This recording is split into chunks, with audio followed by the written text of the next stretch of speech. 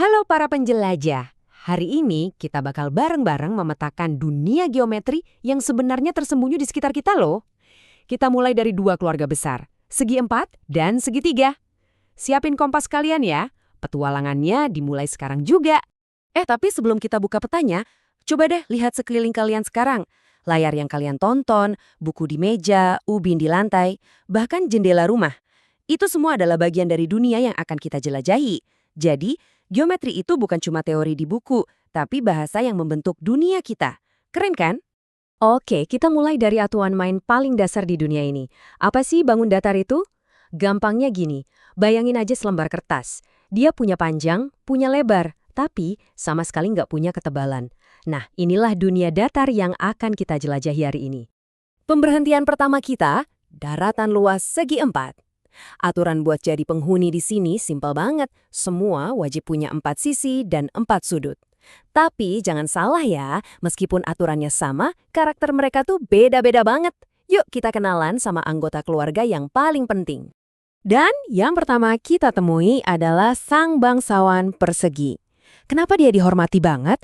Soalnya dia itu simbol keseimbangan yang sempurna. Rapi, teratur, dan setiap bagiannya itu sama persis.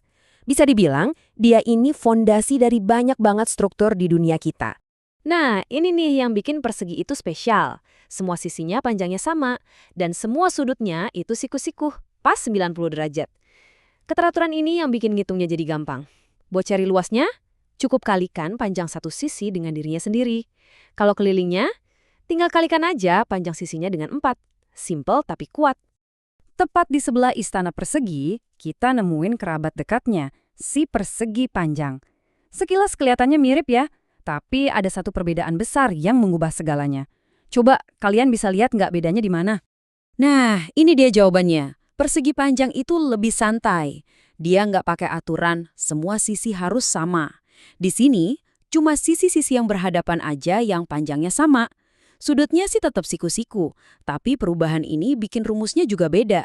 Luasnya jadi panjang kali lebar, dan kelilingnya dihitung dengan cara jumlahin panjang dan lebar, baru deh hasilnya dikali 2.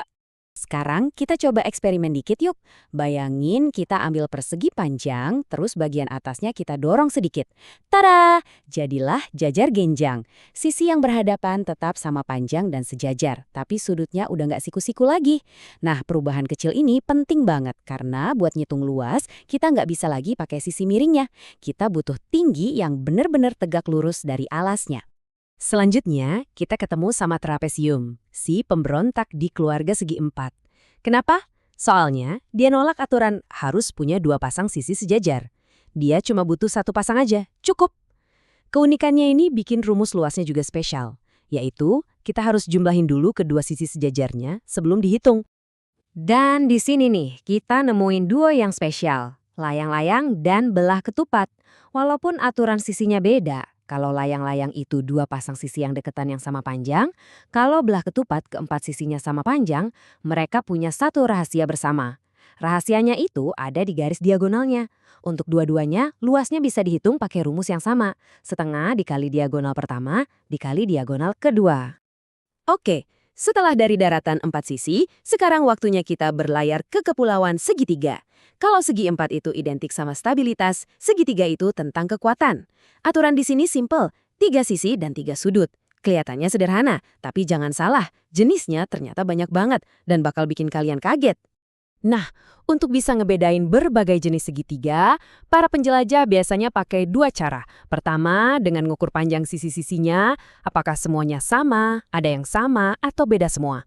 Kedua, dengan ngecek sudut-sudutnya, apakah semuanya lancip, ada yang siku-siku, atau ada yang tumpul. 2 cara pandang ini yang ngebuka peta keberagaman segitiga. Yuk kita coba jalur sisi dulu. Pertama ada suku sama sisi yang paling sempurna, di mana ketiga sisinya sama persis. Terus ada suku sama kaki yang seimbang, karena punya 2 sisi kembar. Dan terakhir, ada suku sembarang yang paling unik dan bebas, karena nggak ada satupun sisinya yang sama panjang. Sekarang, kita lihat dari jalur sudut. Di sini ada suku lancip, yang semua sudutnya itu tajam. Terus ada suku siku-siku, yang punya satu sudut 90 derajat yang tegak, kokoh kayak pojokan buku. Dan yang terakhir, suku tumpul, yang punya satu sudut yang lebih lebar dan terbuka. Nah, setelah kenalan sama berbagai macam bentuk tadi, sekarang waktunya kita bongkar kode rahasia mereka. Di bagian ini, kita bakal kumpulin semua rumus penting yang udah kita pelajari di satu tempat, biar gampang ingatnya. Ini dia, inti dari penduan kita. Anggap aja ini cheat sheet, alias contekan rumus buat setiap bentuk yang udah kita jelajahi. Dari luas persegi sampai keliling segitiga, semua kode rahasianya ada di sini. Simpan baik-baik ya, karena ini alas navigasi paling penting buat kalian dalam setiap tantangan geometri. Teori doang nggak cukup kan? Seorang penjelajah sejati itu harus bisa mempraktekkan ilmunya di lapangan. Yuk kita uji kemampuan baru kita dengan beberapa contoh nyata. Oke, kita coba soal pertama. Ada sebuah persegi dengan sisi 8 cm. Langkah 1 kita tahu ini persegi.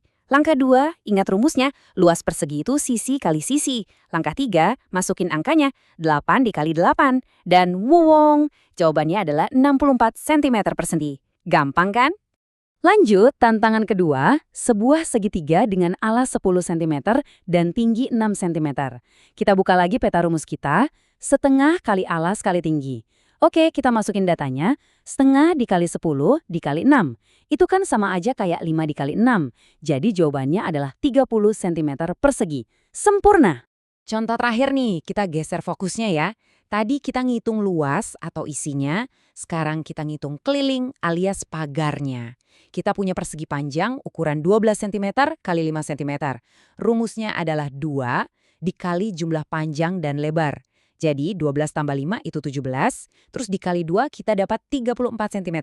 Beres! Ekspedisi kita hampir selesai nih. Tapi sebelum itu, saya mau bagi-bagi beberapa tips penting biar kalian bisa jadi jagoan matematika sejati dan melanjutkan petualangan ini sendirian nanti. Ini dia 3 kunci buat jadi penjelajah ahli. Pertama, kuasai peta kalian alias hafalkan rumusnya. Kedua, kenali medannya, yaitu pahami karakter unik setiap bentuk. Dan yang paling penting, teruslah berjalan, artinya sering-sering latihan soal. Setiap soal itu petualangan baru yang bikin kalian makin jago. Dan sekarang giliran kalian yang jadi pemimpin ekspedisi. Ini tantangan terakhirnya. Coba hitung luas layang-layang dengan diagonal 10 cm dan 8 cm. Ingat rahasia si 2 diagonal tadi ya. Coba tulis jawabanmu di bawah. Selamat menjelajah dan sampai jumpa di petualangan geometri berikutnya.